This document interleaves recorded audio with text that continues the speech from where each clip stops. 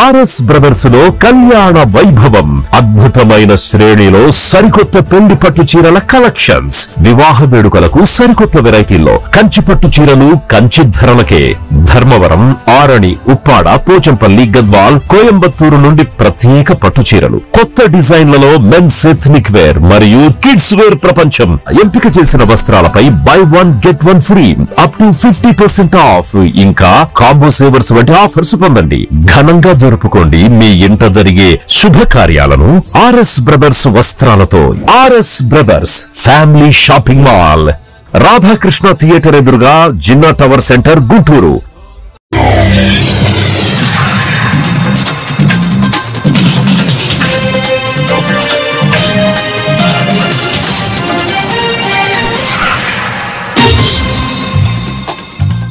నమస్కారం city news తెలుగుకు స్వాగతం. ఈనాటి వార్తా విశేషాలు. బీజేపీ రాష్ట్ర అధ్యక్ష ఎన్నికల నామినేషన్ల దాఖలు ప్రారంభమయ్యాయి. ఎన్నికల అబ్జర్వర్ గా పిసి మోహన్, ఎన్నికల అధికారిగా రాజ్యసభ సభ్యులు పాకా వెంకట సత్యనారాయణ మధ్యాహ్నం 1 గంట వరకు నామినేషన్ల స్వీకరణ జరిగింది. నామినేషన్ పత్రాల పరిశీలన 1 గంట నుంచి 2 వరకు ఉంది. ఉపసంహరణ 2 గంటల నుండి 4 గంటల వరకు ఉంటుంది. నామినేషన్ వేసేందుకు బీజేపీ రాష్ట్ర కార్యాలయానికి చేరుకున్న మాధవ్ 12:30 గంటల తర్వాత నామినేషన్ వేయనున్న మాధవ్ ఏపీ బీజేపీ నూతన అధ్యక్షునిగా మాధవ్ పేరు ఖరారైనట్లు సమాచారం. ఈ సందర్భంగా ఎమ్మెల్యే విష్ణుకుమార్ రాజు, మాజీ రాజ్యసభ సభ్యులు జీవీఎల్ నరసింహారావు, రాష్ట్ర బీజేపీ మాజీ అధ్యక్షులు సోము వీర్రాజు మాట్లాడారు. పూర్తిగా భారతదేశంలోని అన్ని రాష్ట్రాల్లో భారతీయ జనతా పార్టీ సంస్థాగత ఎన్నికల ప్రక్రియ కొంతకాలంగా కొనసాగుతోంది. ప్రతి 3 సంవత్సరాలకి భారతీయ జనతా పార్టీ జాతీయ అధ్యక్షుడిని ప్రజాస్వామ్యబద్ధంగా ఎన్నుకుంటుంది. కాంగ్రెస్ మరో జాతీయ పార్టీ చెప్పాలంటే కాంగ్రెస్ పార్టీ, దానిలో ఒక కుటుంబం వ్యక్తులే ఎప్పుడు జాతీయ అధ్యక్షులు అవుతూ ఉంటారు, లేదా కుటుంబం చేతిలోనే పార్టీ నడుస్తుంది. అటువంటి సంప్రదాయం భారతీయ జనతా పార్టీలో ఉండదు. వచ్చే నెలలో కొద్ది వారాల్లో జాతీయ అధ్యక్షుడి ప్రకటన కూడా వచ్చే అవకాశం ఉంది, ఎన్నిక జరిగే అవకాశం ఉంది. అది ఎవరవుతారో అన్నది అయ్యే వరకు కూడా, ఆ ప్రక్రియ ముగిసే వరకు చెప్పలేనటువంటి అంశం. అది ప్రజాస్వామ్యబద్ధంగా జరిగేటువంటి ఎన్నిక. సో జాతీయ అధ్యక్షుడి ఎన్నికలకు ముందు కనీసం 50% రాష్ట్రాల్లో రాష్ట్ర అధ్యక్షుల ఎన్నిక పూర్తవ్వాలి. రాష్ట్ర అధ్యక్షుల ఎన్నిక పూర్తవ్వాలంటే జిల్లా స్థాయి ఎన్నిక, జిల్లా అధ్యక్షుల ఎన్నిక అవ్వాలి.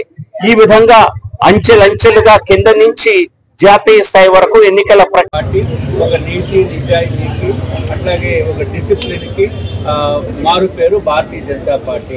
సో ఈ పార్టీలోకి వచ్చే వాళ్ళు చాలా మంది ఉంటారు.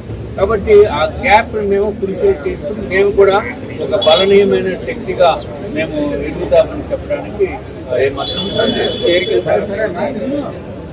ప్రయత్నము చేస్తాము. తప్పనిసరిగా మేము చేస్తాము. డెఫినెట్ గా చేరికలు ఉంటాయి. చేరికలు అనేది కామన్ రొటీన్ ప్రక్రియ. బట్ ఎందుకంటే 2029 చెప్తున్నాను, మొన్న అయితే 11 సీట్లు వచ్చినాయి. బట్ ఇదే విధంగా జగన్మోహన్ రెడ్డి గారు బిహేవియర్ చూస్తే అది 11 కూడా రావు. ఈసారి లెస్ దెన్ 10 సీట్స్కే పరిమితం. ఎన్నిక సంబంధించి 1 గంట వరకు ఈ రోజు నామినేషన్ సమయం ఉంది. ఆ సమయంలో 5 సెట్లు నామినేషన్ దాఖలు చేయడం జరిగింది. ఈ 5 సెట్లు నామినేషన్ పివిఎన్ మాధవ్ గారి పేరున 5 సెట్లు నామినేషన్ దాఖలు చేయడం అయింది.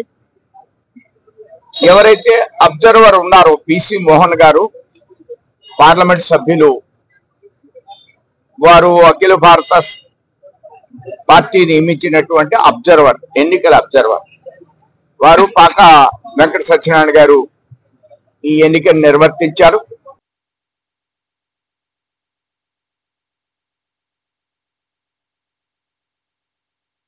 కృష్ణా జిల్లా గుడివాడ ఎమ్మెల్యేగా వెనుగండ్ల రాము ఎలక్షన్ ముందు టీడ్కో లబ్ధిదారులకు ₹1 కూడా చెల్లించవద్దని చెప్పారని, గెలిచి సంవత్సరం గడిచినా ఇచ్చిన హామీ గురించి మాట్లాడడం లేదని, అందుకు నిరసనగా టీడ్కో కాలనీ అభివృద్ధి కమిటీ ఆధ్వర్యంలో 100 మంది ధర్నా నిర్వహించారు. ఈ సందర్భంగా బసవ అరుణ మాట్లాడుతూ గుడివాడ టీడ్కో కాలనీ రుణమాఫీ వెంటనే ప్రకటించాలని, 30,000 మంది నివసించే టీడ్కో కాలనీకి మౌలిక వసతులు కల్పించాలని, బ్యాంకు వేధింపులు ఆపాలని డిమాండ్ చేశారు.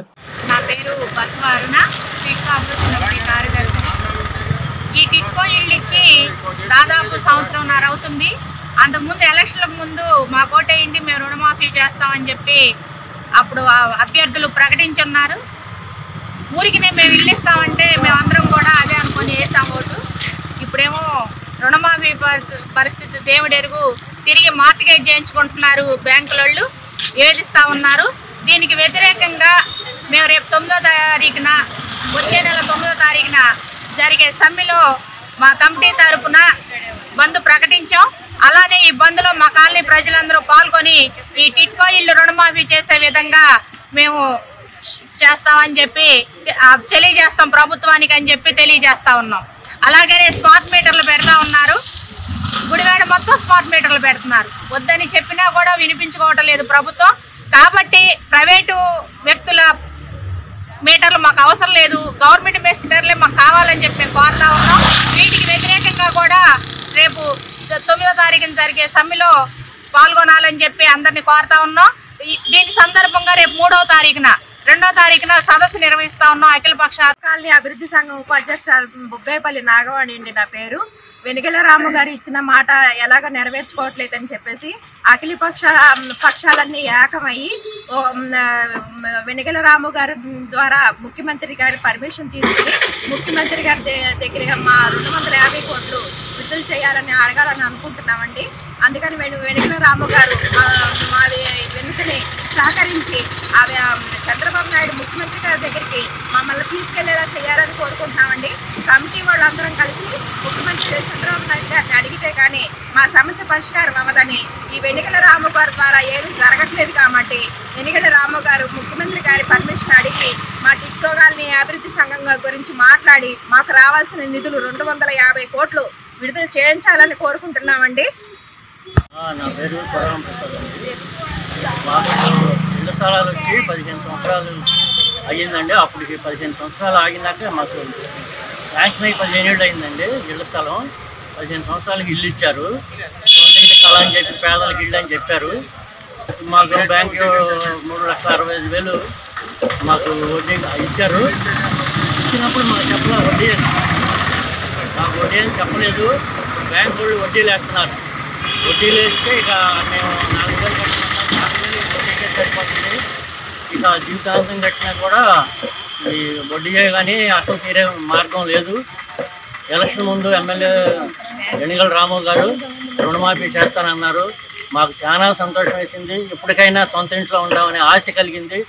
ఆయన కూడా సంవత్సరాల నుంచి ఆ మాట అన్నాడే కానీ నెరవేర్చట్లేదు. ఆయన ఎట్టి పరిస్థితుల్లో రుణమాఫీ చేస్తాడని మేము ఆశిస్తున్నాము. లేదంటే ఆయన ఒక్కరోజు ముఖ్యమంత్రి లాగా ఒక్కసారినే ఎమ్మెల్యేగా. ఏలూరు ఎంపీ పుట్ట మహేష్ కుమార్ సోమవారం టొబాకో రైతులతో తన కార్యాలయంలో సమావేశం నిర్వహించారు. రైతు సమస్యలను అడిగి తెలుసుకున్నారు. ఈ సందర్భంగా ఎంపీ మాట్లాడుతూ మంగళవారం సీఎం చంద్రబాబు దృష్టికి టొబాకో రైతు సమస్యలను వివరించి పరిష్కరిస్తామని హామీ ఇచ్చారు. సీఎం భేటీ అనంతరం అవసరమైతే పీఎం మోదీకి కూడా సమస్యలు వివరిస్తామన్నారు.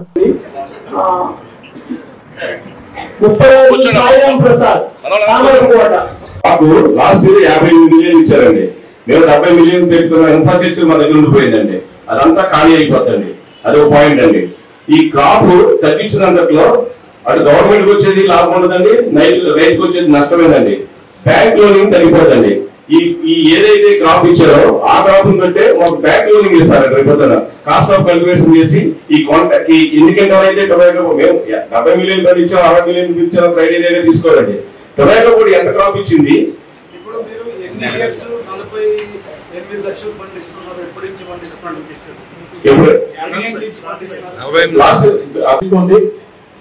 వేరే రాష్ట్రాలకు ఎక్కువ ఇచ్చి మన రాష్ట్రానికి కుదించి ఏదో సర్వే చేస్తాము. ఆ సర్వే ప్రకారం ఇంతే క్వాంటిటీ పండించగలిగితే ఇంతే కొనగలుగుతాము అని చెప్పి దానికి ఒక సర్వే చేస్తామని ఏదో బ్యాక్ ఎండ్ నాకు ఒక ఎక్స్ప్లెనేషన్ ఇవ్వడం జరిగింది. నేను దానికి ఒప్పుకోవడం లేదు. నేను కూడా మీతో పాటు మాట్లాడుతున్నాను. అందుకని ఫస్ట్ సీఎం గారికి చెప్తాం. బోర్డులో డిసిషన్ అయిపోయింది. బోర్డులో డిసిషన్ అయిపోయిన సీఎం గారు చెప్తే ఏమైనా ఇంటారా అనేది ఒక ఐడియా గురించి సీఎం గారికి చెప్తాం. సో సీఎం గారి దగ్గర కాలేదంటే మీరు అన్నట్లే ప్రైమ్ మినిస్టర్ గారి దగ్గర కూడా నోటీస్ తో పెడతాం. ఎందుకంటే కామర్స్ మినిస్టర్ గారు కూడా క్లియర్ గా ఈసారి మన బోర్డు మీటింగ్ లో వచ్చినప్పుడు బోర్డుకి క్లియర్ గా ఇన్స్ట్రక్షన్స్ ఎంత కొనగలుగుతారో అంతే చేయమని వాళ్ళకి ఇన్స్ట్రక్షన్స్ ఇచ్చిపోయారు. దానివల్ల వీళ్ళు కూడా కొంచెము ఓవర్ ఇంటెలిజెంట్ గా బిహేవ్ చేసి మన తక్కువ వేయడం వల్ల ఏమవుతుందంటే ఎట్లనే ఎక్కువ పెంచుతారు వీళ్ళు. అది కలిపి ఇచ్చేస్తే ఆల్రెడీ మ్యాచ్అప్ చేయొచ్చు అనే ఐడియాలో వీళ్ళు కూడా ఉన్నట్టున్నారు. బట్ నేను సీఎం గారి నోటీస్ కి రేపు తీసుకొని వెళ్తున్నా. సీఎం గారికి ఇదే పని గురించి అపాయింట్మెంట్ అడిగాను. రేపు రమ్మన్నారు. రేపు వెళ్ళి టొబాకో రైతులకు సంబంధించి ఏది ఇష్యూ ఉందో అది క్లియర్ గా చెప్తాము. సార్ ఏం చెప్తాడో దాన్ని బట్టి మళ్ళీ ఎట్లా అనేది మనం అందరం రియాక్ట్ అవుదాం. ఏలూరు నగరంలోని ఎంపీ కార్యాలయంలో ఈ రోజు సీఎం సహాయ నిధి చెక్కులను పార్లమెంట్ సభ్యులు పుట్ట మహేష్ కుమార్ యాదవ్ 20 మందికి 20 లక్షల రూపాయలు పంపిణీ చేశారు. ఏలూరు జిల్లాలోని వివిధ నియోజకవర్గాలకు చెందిన లబ్ధిదారులకు సీఎం సహాయ నిధి చెక్కులను పంపిణీ చేశామని, ఇప్పటి వరకు 3,50,00,000 సహాయ నిధి చెక్కులను పంపిణీ చేయడం జరిగిందని ఎంపీ తెలిపారు. కోటపాటి నరసింహమూర్తి గారు, మడితే లక్ష్మి గారు, నందూరు కృష్ణయ్య, చీకు చెన్నయ్య గారు, అదేవిధంగా అప్పదాసన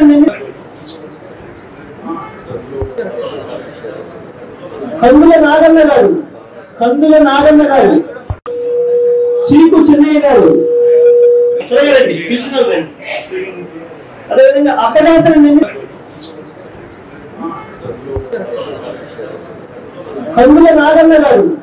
కందుల నాగన్న గారు.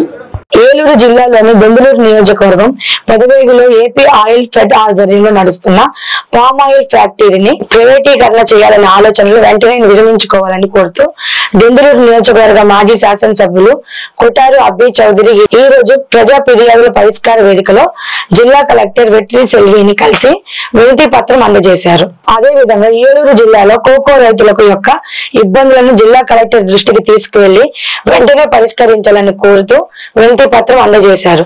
ఈ కార్యక్రమంలో బెంగళూరు నియోజకవర్గం వైఎస్ఆర్ కాంగ్రెస్ పార్టీ నాయకులు, రైతులు పాల్గొన్నారు.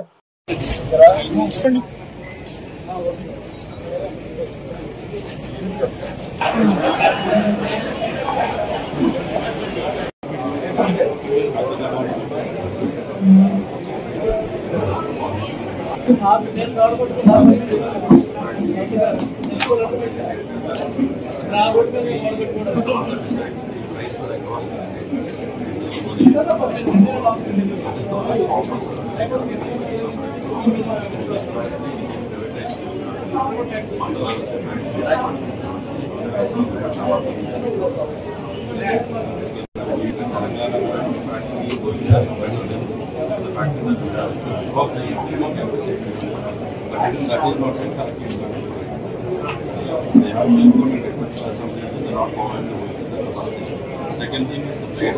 The only factory the factory is 11,000 farmers are there. And there are 2 employees. Employees for generations employees.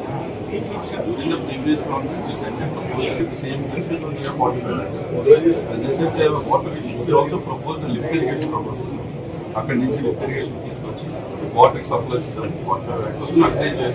If not, we have APIC land in Tadavegi. APIC land Tadavegi ఉంది. అక్కడే కొత్త ఫ్యాక్టరీ, గవర్నమెంట్ ఫ్యాక్టరీ పెట్టచ్చు. చాలా మంది నేను నా దగ్గర almost 100 మంది చాలా ఎక్కువ మంది చూపిస్తున్నాం.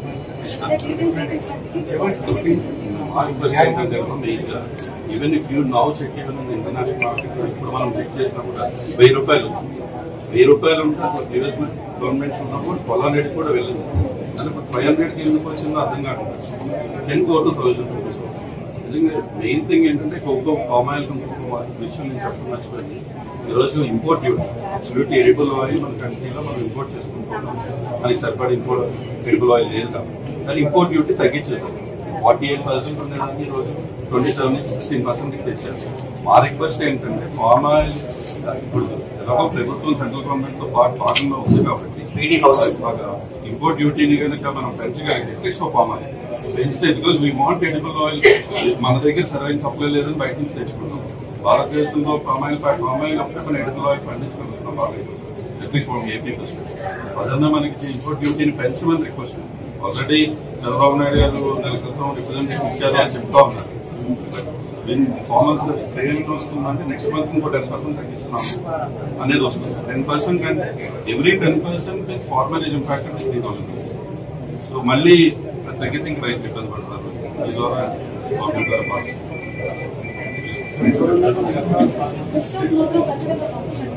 పంపించండి. కపుల్ ఆఫ్ దెమ్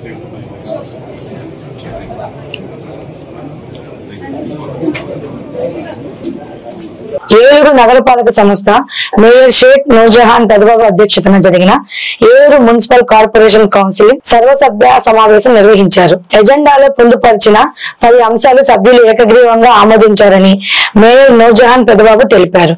ఏలూరు జిల్లా కలెక్టర్ వారి లేఖను అనుసరించి మెడికల్ కాలేజీ విద్యార్థినీలు హాస్టల్ నిర్మాణం కోసం 2.20 సెంట్ల స్థలాన్ని ఇచ్చుటకు కౌన్సిల్ ఆమోదం తెలిపిందన్నారు.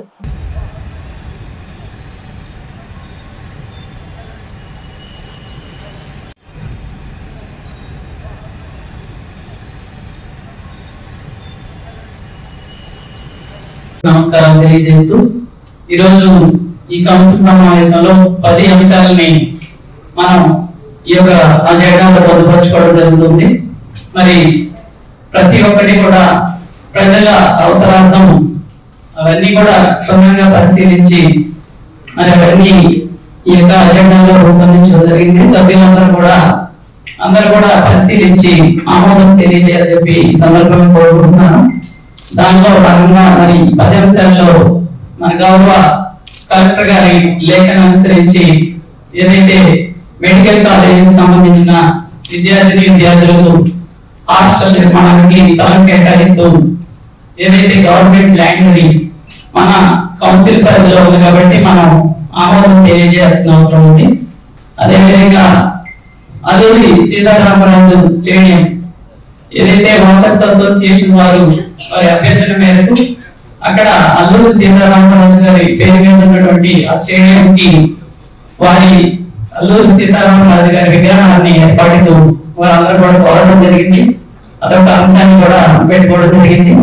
ముఖ్యంగా ఏలూరు నగరంలో ముఖ్యంగా బెంగళూరు ట్యాంక్ సంబంధించి మరి మీ అందరికీ తెలుసు, మొన్న మరి ఎండాకాలంలో మరి మంచినీరు ఏలూరు నగర ప్రజలకు అందించేటటువంటి మంచినీటి విషయంలో మరి అక్కడ లీకేజ్ ఏర్పడటం, మరి దాన్ని ప్రత్యేక బృందం సిఈసిడిలో మరి బృందం పరిశీలించి ఏదైతే 2011లో నిర్మించడం జరిగింది. మరి దాన్ని గట్టుని పటిష్టం చేయాలి, ఆ పనులు కూడా ట్యాంక్ పాయింట్స్ కూడా మరి నిర్మించాలని చెప్పేసి వారి సలహాలు సూచనలు ఇవ్వడం మేరకు మరి అత్యవసరంగా ఆ పనులు చేసేందుకు కూడా మరి ఈ రోజున కౌన్సిల్ 5 కోట్ల రూపాయలతో యొక్క పనులు చేసేందుకు కూడా ఆమోదం తెలియజేసుకోవడం జరుగుతుంది. మరి వివిధ అంశాలన్నీ కూడా మరి ఈ రోజు చర్చించుకొని ఏమన్నా మీకు డౌట్ ఉంటే గౌరవ అధికారులు ఉన్నారు, వాళ్ళందరూ కూడా మీకు క్లారిఫై చేస్తారని చెప్పి తెలియజేస్తున్నాను. ఈ వార్తలు ఎంతగా సమాప్తం. మరో బులెటిన్ లో మళ్ళీ కలుసుకుందాం. అప్పటి వరకు నమస్కారం.